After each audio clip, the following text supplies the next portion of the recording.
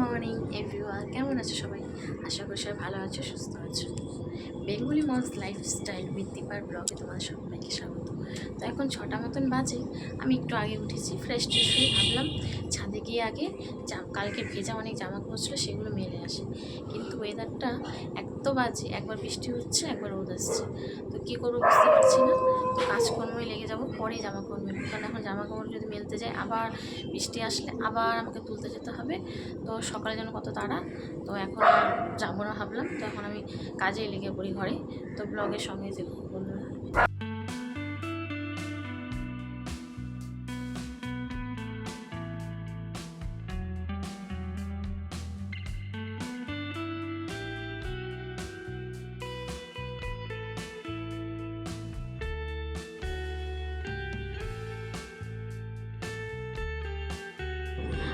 বেসিনে কিছু বাসন ছিল, সেগুলো আমি মেজে নেব।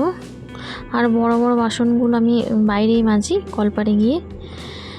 আর এগুলো বাসন মনে কর হাজবেন্ড অনেক রাত্রেবেলা আসে, যেহেতু সেগুলো আর সব দিন মাজার ইচ্ছা করে না এত রাত্রেবেলা।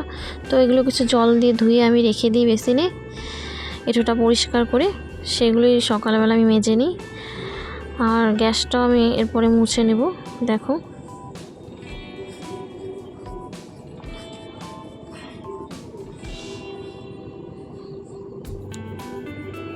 কেননা রাত্রেবেলা আমি যতই গ্যাস ট্যাস পরিষ্কার করি না কেন, ওই রাত্রে তরকারি গরম করতে লাগে। তো সকালে আমি তার জন্য আমি আবার মুছে নিই। গ্যাস মুছে আমি একবারে ভাত বসিয়ে দেব।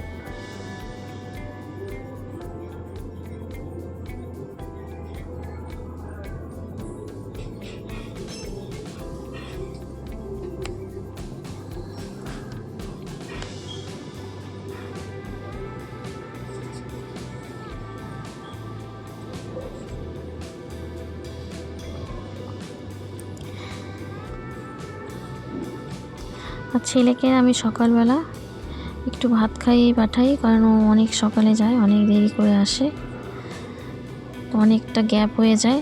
বাড়িতে এসে সেরকম কিছু খেতে চায় না, যার জন্য আমি সকালে একটু হলেও ভাত খাইয়ে পাঠাই আর টিফিন দিয়ে দিই, ওটাই ও খায়।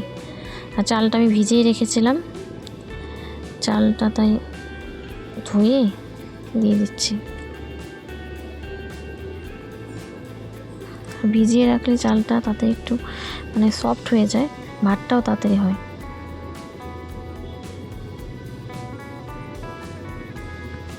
তো ছেলেকে বাস স্ট্যান্ডে ছেড়ে দিয়ে আমি সোজা রান্নাঘরে চলে এসেছি। আর আজকে যেহেতু শনিবার, পিওর ভেজ, তো এক পাশে মটর ডাল বসিয়ে দিয়েছি। আর ছেলে মেয়ের জন্য আমি একটু পনির করবো। তো পনিরটা আর কি শেয়ার করবো, তোমরা যেভাবে করো সেভাবে আমি পনিরের তরকারিটা করেছি। তো এর মধ্যে আমি কিছু শুধু একটু কোয়াশ দিয়ে দিয়েছি মেয়েকে খাওয়ানোর জন্য, এটা মায়েদের টেকনিক, সব মায়েরাই করে থাকে, তো আমিও সেটাই করেছি।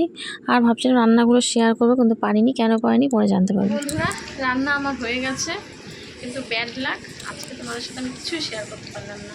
ওই ডাল আর ছেলে মেয়ের জন্য পনিরটা করেছিলাম, সেটাই ভাবলাম যে দেখাবো রান্নাগুলো। কারেন্ট চলে গেছে, আর রান্নাঘরটা আমার এত অন্ধকার কিচ্ছু দেখতে পাবে না। আর তেমনি দেখো বাইরে বৃষ্টি পড়ছে, দেখছো? তো জামা কাপড় তো ওরকমই রয়ে গেছে। আর তার উপরে আমি সকালে আজকে জামা কাপড়গুলো ভিজিয়ে দিয়েছি, কারণ প্রতিদিনকার জামা কাপড় না কাজ পরের দিন আমার অনেক জমে যায়। তো ভাবলাম এখন কী করবো বলো। তো রান্নাগুলোই তোমাদের দেখাই ভিডিওতে, চলো দেখাই। ঘরে আমার ভীষণ অন্ধকার, যার জন্য বাইরে এসে আমি দেখো ভিডিও করছি। ঠিক আছে, চলো দেখাই তোমাদের। দেখো ডাল আর পনির তো তোমরা দেখিয়েছিলে, তো তার সাথে আমি করেছিলাম মোচা, যেটা ভাবছিলাম শেয়ার করবো, পারিনি, নেক্সট দিন করবো। আর করেছিলাম সয়াবিনের তরকারি, আর খাওয়ার সময় কিছু ভেজে নেব। এটাই ছিল আজকে দুপুরে। তো বন্ধুরা, তোমাদের সাথে অনেকক্ষণ পরেই দেখা হলো। আমি এখন বাজারে যাচ্ছি, আর সারাদিন কারেন্ট ছিল না, যার জন্য আমার মোবাইলের চার্জও ছিল না, তাই তোমাদের সাথে আমি আর কিছু শেয়ার করতে পারিনি। আর স্কুল থেকে এসে ছেলে খেতে দিলাম, খেতে দিয়ে সন্ধ্যা হয়ে গেল, তারপরে ছেলে খেলো, তারপরে কারেন্ট আসলো। আর আমি জানিও না যে আজকে সারাদিন কারেন্ট থাকবে না, ছেলে নাকি শুনেছিল, আমাকে বলেনি। তো কী আর করবো, যেটুকু পেরেছি সেটুকু শেয়ার করেছি। তো রাত্রে রুটি করব, তরকারি করব, তো সবজি কিছু বাড়ন্ত হয়ে গেছে, তো সেটা একটু আনতে যাচ্ছি। কারণ রুটির সাথে তো কি করব।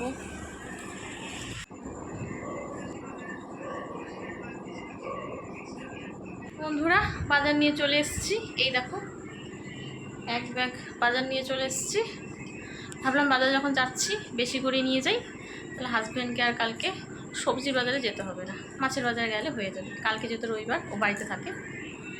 তো বন্ধুরা, এখন ফ্রেশ হয়ে যাব রান্নাঘরে, যে কী করি শেয়ার করার ইচ্ছা আছে, তো ব্লগের সঙ্গে থাকো। আর পুরো ঘেমে গেছি দেখো। তো রান্নাঘরে ঢুকেই দেখো আমি এক পাশে দুধ বসিয়ে দিয়েছি, আর এক পাশে আমি আলু, গাজর আর টমেটো দিয়ে একটা ঝোল ঝোল সবজি করে নিচ্ছি। আর এই সবজিটার মধ্যে কোনো মশলা পড়বে না, জাস্ট কালো জিরা আর শুকনো লঙ্কা ফোড়ন দিয়ে পাতলা পাতলা একটু ঝোল থাকবে। আর তার সাথে আম থাকবে, আমার হাজব্যান্ডের আম মোস্ট ফেভারিট ফ্রুট, তো ওটা তো থাকবেই। তো এই তরকারিটা হতে বেশিক্ষণ সময় লাগে না, কালো জিরা শুকনো লঙ্কা ফোড়ন দিয়ে কাঁচা লঙ্কা চিরেই জাস্ট করে নেওয়া যায়। আর মাকে বললাম একটু আটাটা মেখে রেখেছি, তুমি একটু রুটিগুলো বেলে দাও, তাহলে তাড়াতাড়ি হয়ে যাবে। দেখো আমি ফটাফটি হয়ে গেল। তো দেখো রুটিগুলো আমি ভেজে নিচ্ছি ফটাফট, আর মা ওদিক থেকে বেলে দিচ্ছে, আমি ফটাফট ভেজে নিচ্ছি। রুটিগুলো ভাজা হয়ে গেলে মাকে ছেলে মেয়েকে খেতে দিতে হবে। তো কেমন লাগলো আমার ভ্লগটি জানিও। সকাল থেকে যতটুকু পারলাম তোমাদের সাথে শেয়ার করলাম।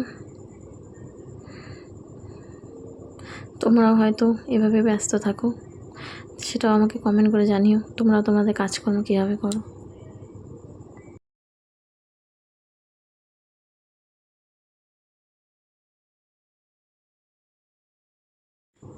বন্ধুরা, সব কাজ কমপ্লিট করে এলাম, আর এই দেখো মেয়েকে খেতেও দিয়ে দিয়েছি, মেয়ে একাই দেখো খেতে চালু করে দিয়েছে, ওকে খাওয়াবো। আর শাশুড়ি খাবারটাও বেড়ে দিয়েছি।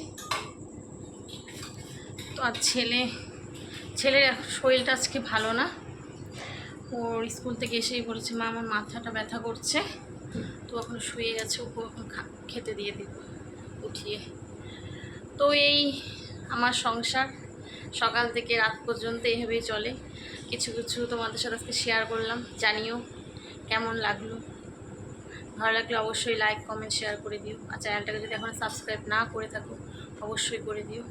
আমি কিছুক্ষণ পরেই খাবো, হাজব্যান্ডকে ফোন করব, যদি বলে অনেকটা রাত হয়ে যাবে তো আমি খেয়ে নেব, তারপরে তো কিছুক্ষণ এখনও থাকবো, ছেলেকে খাওয়াবো তারপরে। তো ব্লগটা কেমন লাগলো জানিও।